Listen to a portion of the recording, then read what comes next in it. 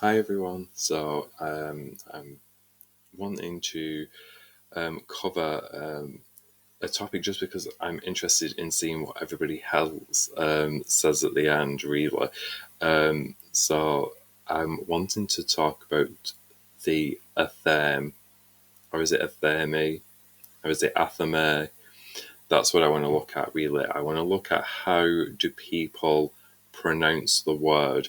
So this would be a really dumb and short video if I just said, how do you pronounce it? Leave a message in the comments. Although that is sort of what I want people to do because I'm just interested.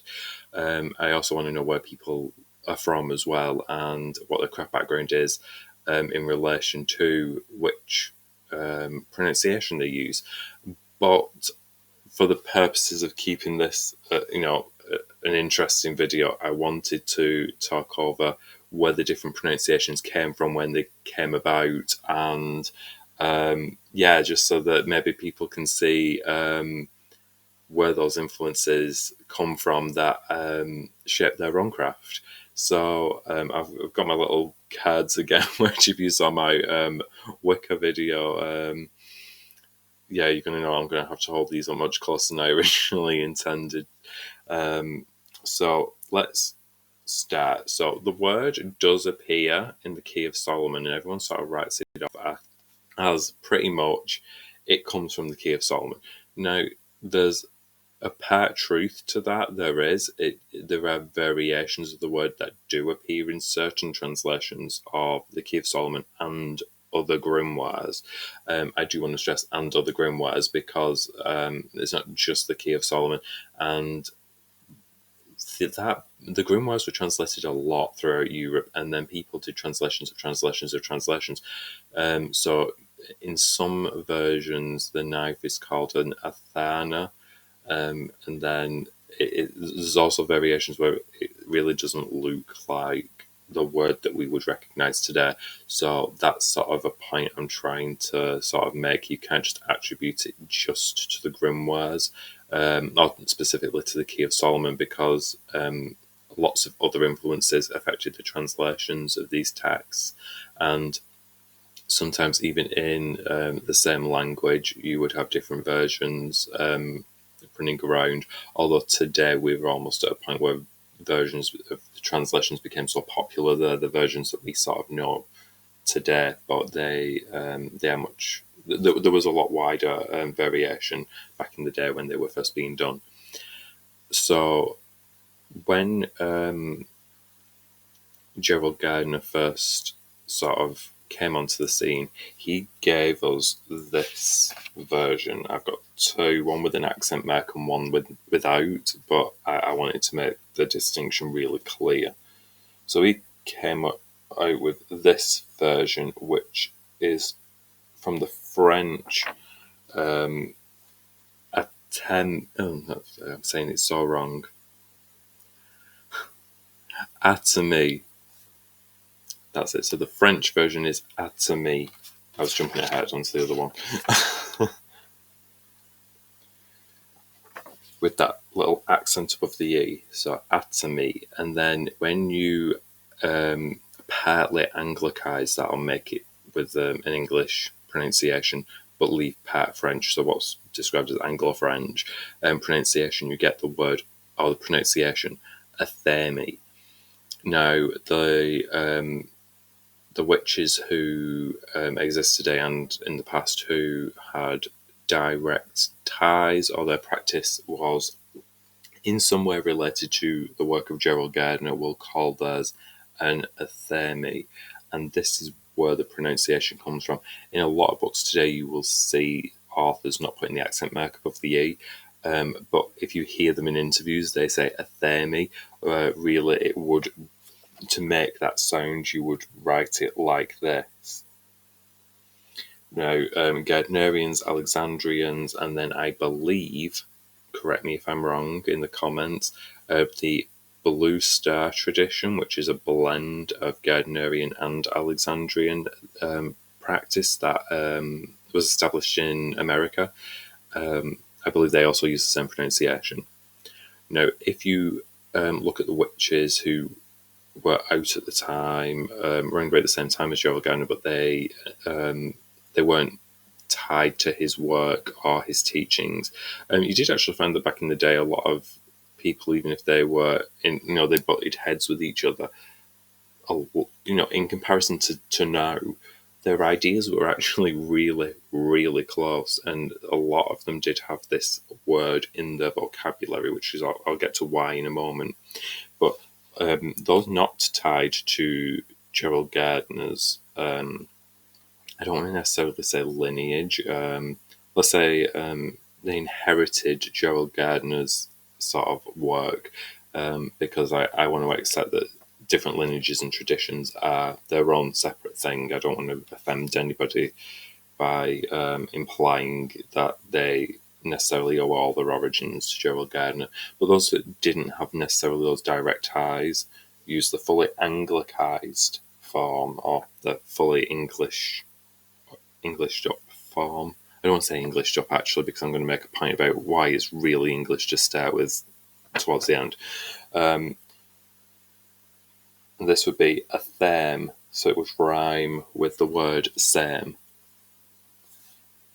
So the word Athame and the Athame, which then became sort of Anglo-Frenched up as Athame, you find both in references to texts in the beginning of the 1900s, where it started to blur in with the concepts of witchcraft. The 1920s, very much so in literature, and certain literature, there were a lot of books. There were about like 6 books back in the day that if you wanted to have sort of a structure, and that you can see have had like a genuine impact on how we think about witchcraft today.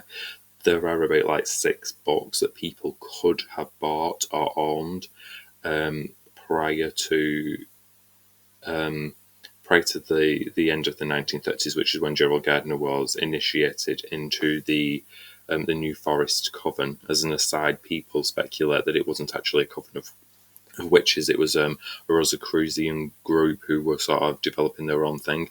I don't really think it matters whether they saw themselves as witches or not, because it's had an impact on witchcraft regardless. So I think it's just being overly picky to try and sift through, was it witchcraft, was it not? Because it definitely was witchcraft by the end of whatever Gerald Gardner did with it. But if you had an interest in witchcraft, there were about 6 books that you could get, and towards the 1920s, you see this word sort of cropping up in slightly varied forms, but pretty much consistently there. And both versions of spelling, like with the accent mark and like with the accent mark being present, so it would have given people sort of, they would have had to pick one or the other, so it probably accounts for some variation. So when Joel Gardner got it, he probably inherited it from the New Forest Coven, which is probably why he favoured the term that, or the pronunciation that he did. But the word really, I favour Athame. I'm going to pause for a second on that, because I'm missing a whole point here. When Raymond Buckland went to America, he took witchcraft to America. It wasn't called, there were no named traditions at the time that Raymond Buckland moved to America, and when he came back over to Scotland, got initiated, trained, and then went back and brought witchcraft there. It was just witchcraft until Gerald Gardner died, and was dead for like a whole year before the concept of a tradition that was Gardnerian came into being. So you really introduced witchcraft to America, because at the time he introduced it, the term Gardnerian just didn't exist, because the concept of a named tradition of witchcraft didn't exist. There was just core traditions of witchcraft, like traditional ideas, and then there was obviously sort of mingled in that how that individual covenant decided to put those concepts into practice. So he really was just introducing British witchcraft to America. And he would have obviously took Athame, the pronunciation, but in America he did find that people were sort of struggling with the Anglo-French of it, possibly as well. They might have assumed it was his English accent affecting the pronunciation, but because of that, we start to see the end changing, the pronunciation of the end of it changing in America to so that we start getting the word Athame, which is close because it's sort of that sound, but it should really be, if you're following the Anglo-French, an E sound, so it's like me, literally on the end, so it's Athame. But I favour the word Athame. One, because I'm English, I'm in England. It's the fully Anglicized form of the word, but then also it's historically a word that is rooted here linguistically anywhere. So if I cover up the A on this, and we imagine there's an S here, we get the word Thames, like the River Thames. And there were words in old, actually, technically not Old English.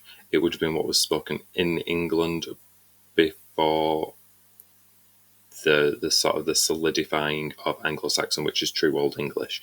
And we have words like Tem, because the T and the H would have been pronounced separately, like in Thames. So you have Tem, Thames, and Atem, which would have looked like this, but been pronounced Atem at that point in history. And it just refers to things that are black. So the River Thames literally just means the Black River. And a them, because we make the TH sound in modern English. So to make this Anglicized today, a tem has to be a them. So because they always have a black handle, it's really just, we're pretty much just saying, if you referred to something and it had something that was black, these words were there. I mean, they're also in place names, and we have a lot of place names even today that have the word black in it, like Blackpool, Blackburn. So, you know, it's sort of just like a hang-on from like our really ancient ancestors. And I think it's kind of cool that we can sort of say in English, like, we're just referring to this thing that is black and we give it a name that just denotes its colour. Within, the sort of traditional garb in Scotland, when someone's like wearing like when a guy's like wearing a kilt and they have everything, they have normally tucked into the sock the ski and do, which is it literally just means black knife, and it does have a black handle traditionally. And so it's the same sort of thing really with a theme. We're just pretty much just saying it's a knife with a black handle. So so that's the history and where the influences of the various pronunciations come from. But I am intrigued though, what is your practice? So, like, are you initiated into a particular tradition? Are you a solitary? Where do you live? So I'm just interested in seeing like where the pronunciations vary in different places, and if sort of like the type of witchcraft that you practice has an influence on how you would pronounce the word, even if it's not necessarily a tool that you include in your craft. I am intrigued how you would pronounce it if you was in a conversation with somebody, because I'm just interested. So is it Athame, Athame? I'm just interested. So drop those in the comments below. You're probably going to have to spell these really phonetic, or you could probably just say I pronounce it the English way or Anglicized way, the Anglo-French or English French way, or you could just say the Americanized way. That might be an easier way, or you can write it phonetically so I understand. Let me know in the comments, and also any thoughts on just knowing the history. I'm interested if people were had dug that far into it themselves, or were aware of where these differences came from, or whether you just thought it was like regional dialects and accents. So yeah, I'm going to finish the video because I'm waffling a bit now. So I'll see you in the next video. Until then, take care. Bye.